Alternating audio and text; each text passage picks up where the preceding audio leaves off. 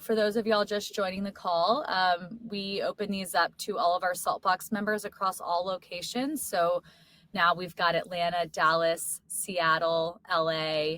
We're opening up Denver currently.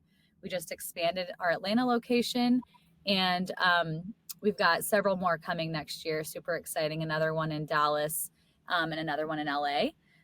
So just happy to have y'all on. For any current members, if y'all know anyone looking for space, we're running a great referrals program right now. So you can find that on our website or through your community manager. I know this is a very busy, crazy time of year. So we're super grateful to have Marla here and share her insights on returns. Also just kind of managing the whole process, specifically through UPS, but also just kind of best practices and things to be thinking about. Returns are not fun, obviously. It's not like a fun thing to manage. And of course, we don't want to get anything back for any reason, but it does happen. And so I'm really excited to hear from Marla and hear kind of the research about how you can actually turn a negative situation into a positive one and really kind of create this lifetime customer through the return process and why that's so important. So Marla is a digital channels manager at UPS, and she is available to y'all as a resource. And at the end, she's also going to share some other ways that you guys can work with UPS.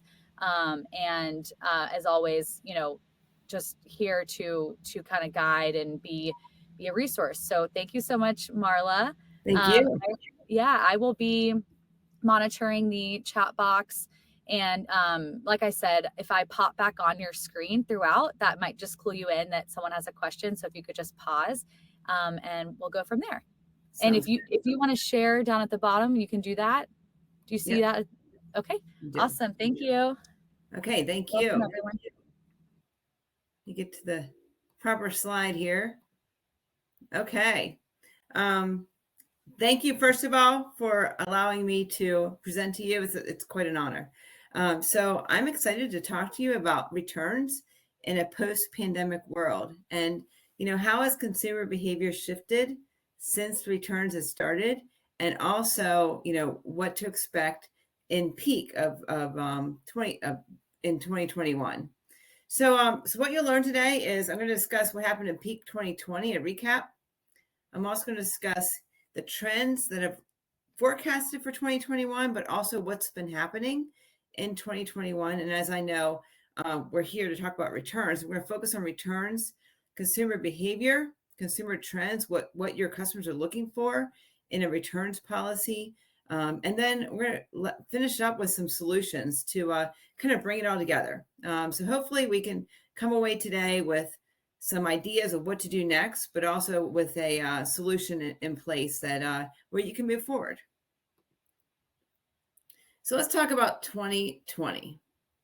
So consumer behavior in 2020 really changed, and I'm sure you guys all saw it. Many websites, startups occurred where customers had a physical location. They put up an e-commerce site, and so consumer behavior changed, but also it changed how UPS as well as other carriers saw peak. So peak is between Thanksgiving and Christmas. That's what we call our peak. It's our busiest time of year. And last year, 7.2 million more packages were shipped each day during peak of 2020 than the market than all the carriers combined could handle. So that's pretty crazy. It was nuts. The good news is this year in 2021, UPS is on time. We're not backed up. We're not delayed. Our peak is going really, really smoothly. So know that, and know that if you use UPS, feel confident that your packages will be delivered on time. So let's talk about 2021. Sorry, I can't switch. There we go. Okay. So in 2021, we saw a huge growth in 2020 of e-commerce sales. And so in 2021, the forecast was that the growth would rise by another 11.3% year over year. So 11.3% growth in e-commerce sales over 2020.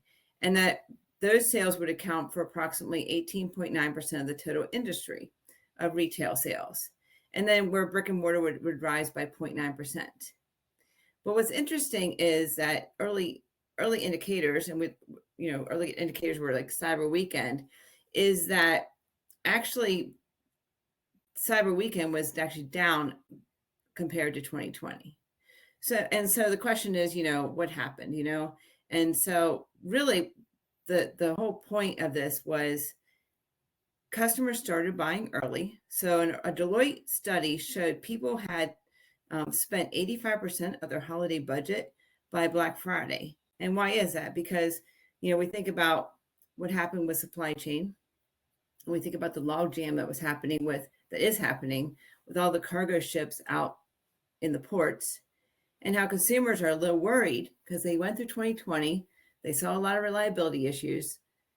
They hear about the supply chain logjam, and so they got worried. So they started buying Christmas presents early, and retailers responded by offering discounts early. So by September, they started their Christmas shopping, and by Black Friday now, they've spent 85% of their budget. Doesn't mean that it's over. We still have, 15 days, 10 days of Christmas, excuse me. So far, Cyber Weekend saw a decrease in digital sales. However, the average selling price for a retailer is up 22%. So retailers are offering a little bit less discounts, and so their average order value is up about 22%. And that's when we reference November 23rd and 25th. So what are consumers looking for now? So we're past Cyber Weekend. What are they looking for now? They're looking for discounts and free shipping. That's what studies are showing they're looking for in the next 10 days. So let's talk about the trends in addition to that are impacting, let's dig deeper, impacting the holiday season. So like I just discussed, shopping started earlier because consumers want to get a head start on Christmas shopping, but also because they couldn't afford any delays.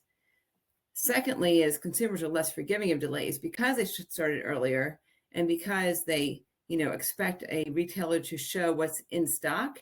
They're less forgiving of delays. So they expect if they order it, it's in stock and that they're going to get it by Christmas. Thirdly, consumers want free shipping and easy returns. And so we'll get into the returns discussion more deep in the next couple of slides. But that's what consumers are looking for is, they want free shipping, they want easy, and they want free returns. And then lastly is, this revolves on retailers, is retailers are focused on cost and planning ahead. Because as you guys know, inflation is happening as well. So the cost of goods is a little higher, and the inventory, getting inventory on time is also an issue. So it's kind of a struggle this year, but not for naught, right? So let's talk about the third bullet point though, where consumers want free shipping and easy returns. Let's dig a little deeper into that. Okay.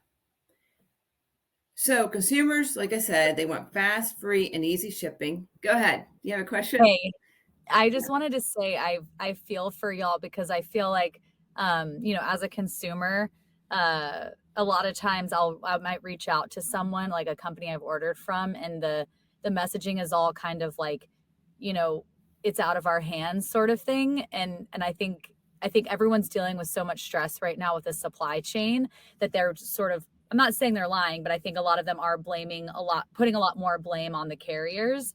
So I just wanted to say it's nice to have some insight into how it all works behind the scenes, because I know you're going to go into that because, it's like a lot of times it's like, oh, well, it shipped. I don't know. I'm not really sure what UPS or the post office or FedEx is doing with it, Right.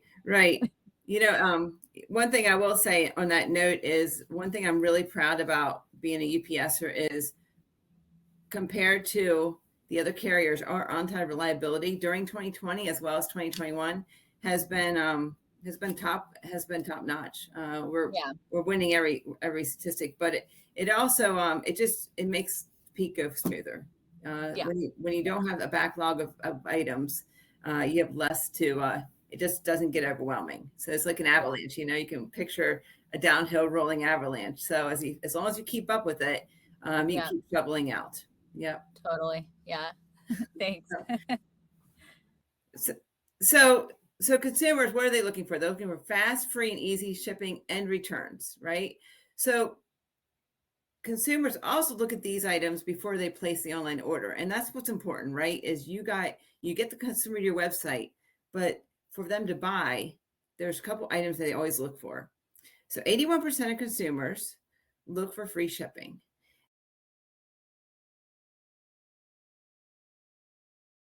I think my internet may have gone out for a second. One interesting note here is that 81% of the consumers state that free shipping is important to make a purchase, but that they also, in 68% of the time, at least half the orders involve free shipping. So it was definitely a determining factor whether they. Secondly, 68% want fast shipping. So they want fast, but they also want it free as well. But let's talk about returns as well. So 74% of consumers want free return shipping, and 50% want a straightforward return and easy return policy. So the free return shipping, that's even more important than the convenience of shipping back orders to a retailer, and it's more important than the cost of returns. So these are studies that Digital Commerce 360 put together. They surveyed 1,500 customers, and these are the results from those. But I'm going to dig more deeper into what a straightforward and easy return policy looks like in 1 second on the next slide. All right, so how can you, as a retailer,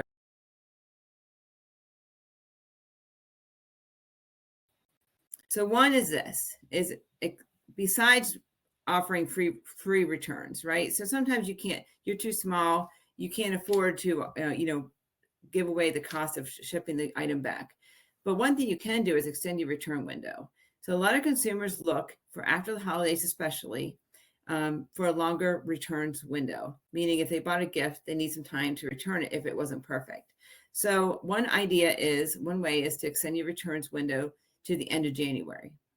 Now, importantly to do so, but secondly is, in addition to extending it, is also to broadcast that on your shopping cart, and also for your customer service representatives to broadcast that. Secondly is automate your returns process to reduce upfront customer service involvement. And what that means is, if you can automate it, it prevents a customer from having to call you to, and involve a customer service rep to start the returns process. So there's a couple of tools I'm going to go into that can allow you to automate returns and also eliminate the man hours that sometimes returns take. Thirdly is enable easy returns by letting customers generate a label directly from your website or on ups.com. And so that's part of the automation process, right? It's about, if the return is going to happen, let's keep the costs down for you. So like I mentioned before, simplifying your returns process is really important for your consumers to want to purchase or to repurchase. But secondly, it's also more important because a returns takes four times more time to process a return order than an outbound order. So if you think about it, and you guys are all in the same industry, in the industry where you handle returns, is, you get the order back. Sometimes you don't know what was coming back to you. So it comes back on the dock. You have to unpack it, check out the condition of it, then process a refund, et cetera. And we'll get into how consumers feel about that. So if you can streamline this process, it's going to save your time, your wage time, but also keep your customers more happy. So digging a little more deeper so in terms of retention strategy and purchase strategy. So 76% of first-time customers, and one thing I didn't mention earlier was, one thing about the pandemic is a significant amount of new digital e-commerce buyers came to websites. So we have a lot of new potential customers because they were forced to go online to buy their goods, and they stayed online. So now we have a lot of, they tried out new brands, we have a lot of new opportunities. So 76% of first-time customers who found those easy to understand and easy returns process said that they'll come back to that website again. In the converse, for those repeat customers that we have, 33% said if the returns process is painful, it'll make them not want to shop with that retailer again. So some of the things they said were, my refund took too long. I had to repackage my item. The returns policy was not clear. I want more options. And these are all things that are easily solved for, especially, the first one, my refund took too long. And that goes back to that bottleneck in the shipping area, right? So if you get a good, you don't know it's coming back to you, it takes longer to determine whose it is, what the refund is, etc. And then, consumers, again, they're looking for less hassle, more options, and faster refund. So let's get into some more details of how we can solve for that. So UPS, I focused here on solutions that don't require a lot of IT work. And there are some solutions that we offer, I'll get into in a second, that have a little more IT work. These are solutions that you can put in place relatively easily. And they are, so print return label is the first one. And you've all seen this one. It's when you order from an apparel company, a return label comes automatically in that bag or that box. And if a consumer wants to return it, they slap it on the box and send it to the UPS store or give it to a UPS driver, and off it goes. So that's the first one. Secondly is the electronic return label, where UPS emails the customer a link to a label or a mobile barcode. So this is kind of key to one of the insights we had earlier, is consumer want options. So not a lot of consumers have printers in their home nowadays, but they have a cell phone. So the electronic return label allows them to have a barcode where they can take it to the UPS store, they can print the label and put it on the box. Or the customer can print their own label and put it on the box or give it to a UPS driver. The third one is Returns Plus. It's a 1 or 3 pickup attempt. It's for irregular goods. So if you're shipping something that's awkward for a customer to put in the car and return to a UPS store, then a retailer can issue a 1 or 3 pickup attempt return. And that means the driver comes out, gives the consumer the label, comes back the next day or the next 3 days, depending on what's picked, to pick up that package again. And then lastly, Returns Manager, no IT involvement at all. What it does is it allows a return to happen on the UPS tracking page. So all of these are very quick, very easy ways to set up a returns process where the customer has some options. They can either print a label or use a QR code, take it to the UPS store. And I'll show you the next slide. And these two in boxes are the ones where you can get an electronic returns solution, where it has a label, a QR code, takes to the UPS store, and they print the label for the customer. So I'll show you how that looks. Here's a picture of it. Basically on the mobile phone, it'll show, the ability to return the package, and they can print a mobile barcode, print a label, or or even find the UPS location. And then the barcode looks very similar to something you've already seen. And then UPS prints a label and off it goes.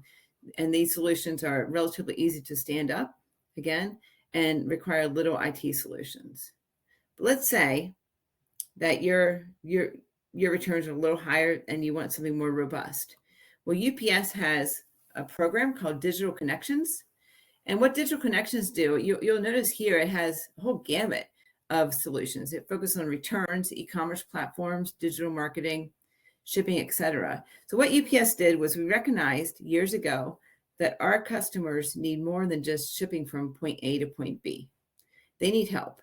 So what we did was UPS started working on finding the best of the best customer or platforms in the industry. And we brought them on as partners. And what these partners do is they offer our customers discounted rates, but they also offer them, really solutions that are easy to integrate and serve very, very quickly to solve for a problem. Now, in the returns world, our partner is called Ready Returns. And so Ready Returns is a partner that they can put a returns solution right on your website. So if your customer wants to return something, they go in, they say they want to return it, and they fill out the reason why. And based on that reason, you can either offer them a free return or an at-cost return, meaning they pay for the shipping. And how they pay for the shipping is through a payment app like Apple Pay or et cetera, or any payment app that's available on the website. So what they do with this Ready Returns is they basically put the customer back to your website to solve for a return issue. Hopefully, in the end, the customer buys something else, or they, in exchange, or they make another purchase because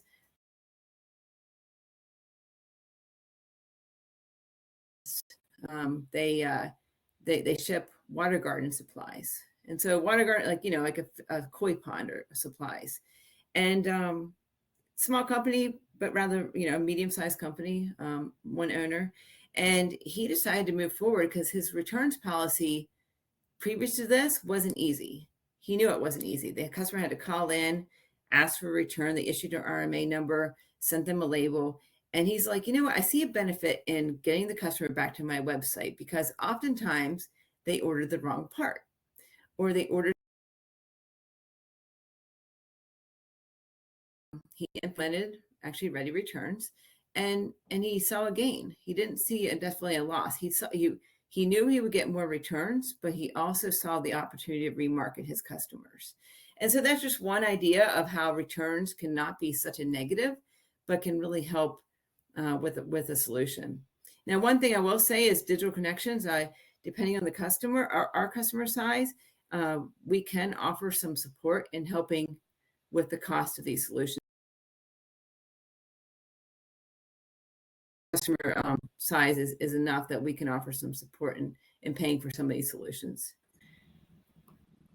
All right, so that is most of my presentation. One last thing though is, what to do next, right?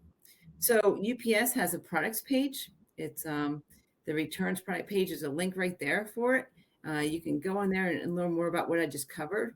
But secondly is, if you would like to, we also offer a free virtual consultation. It's a 15-minute consultation with a representative that's local to you.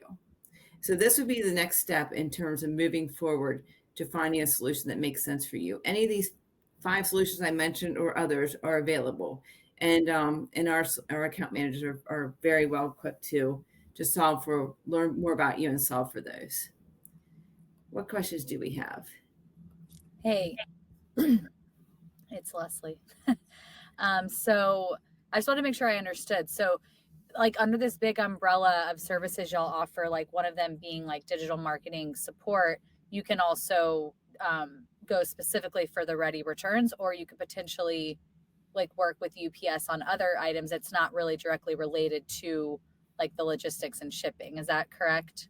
Yeah, right. So the digital connections is for our customers, but let's say, you guys choose different customer. Ready Returns has capability of working directly with other carriers as well. So don't let that dissuade you. But yeah, there's digital connections has the ability to work with returns like Ready Returns, but also other platforms as well.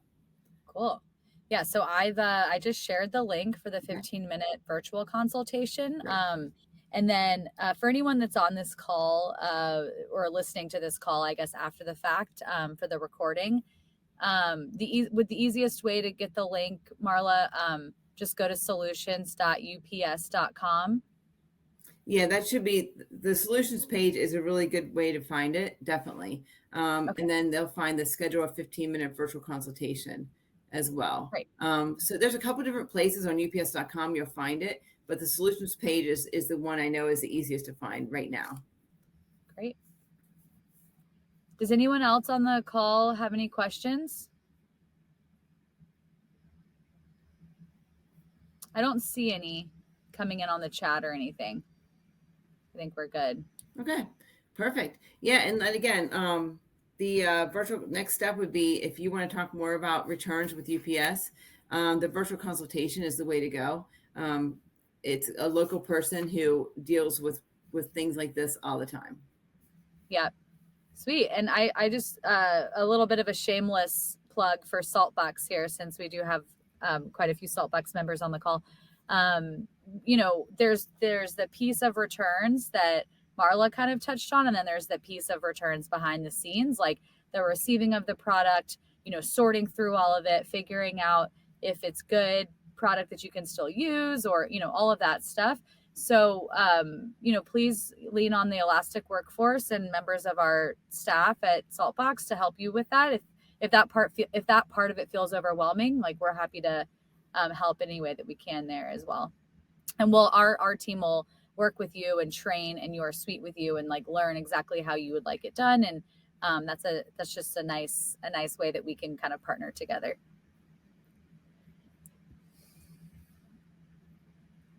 Anything else?